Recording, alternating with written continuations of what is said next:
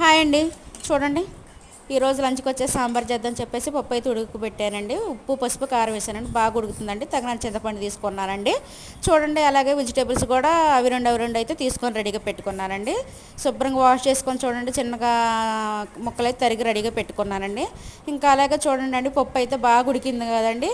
గంటితో మెదుపుతుంటేనే మెదిగిపోతుందండి. పప్పు మెదిగిపోయింది కదండి. ఇక అందులోనే వెజిటేబుల్ ముక్కలన్నీ వేసానండి. వేసుకొని చింతపండు పులుసు కూడా పోసుకొని బాగా మరిగించానండి. బాగా ఇంకా చింతపండు రసంలోని పప్పులోనే కూరగాయలు బాగా ఉడికించుకుంటానండి. ఉడికిన తర్వాత ఫైనల్గా వచ్చాక దాంట్లోనే చూడండి మరుగుతుంది అనుకున్నప్పుడు తాలింపు దినుసులు అయితే వేసుకొని తాలింపు అవన్నీ ఇంకా చూడండి, పచ్చిమిర్చి వెల్లుల్లి కరివేపాకు ఎండుమిర్చి అవన్నీ వేసి వేగిన తర్వాత తాలింపు అయితే పప్పుచారులో వేసానండి. మంచి స్మెల్ అయితే వస్తుందండి సాంబారు.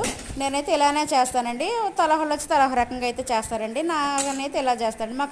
మా కర్రీ వచ్చేసి సాంబార్ అండి. మీ కర్రీ ఏంటో మా కామెంట్ బాక్స్లో కామెంట్ చేయండి. బాయ్ అండి.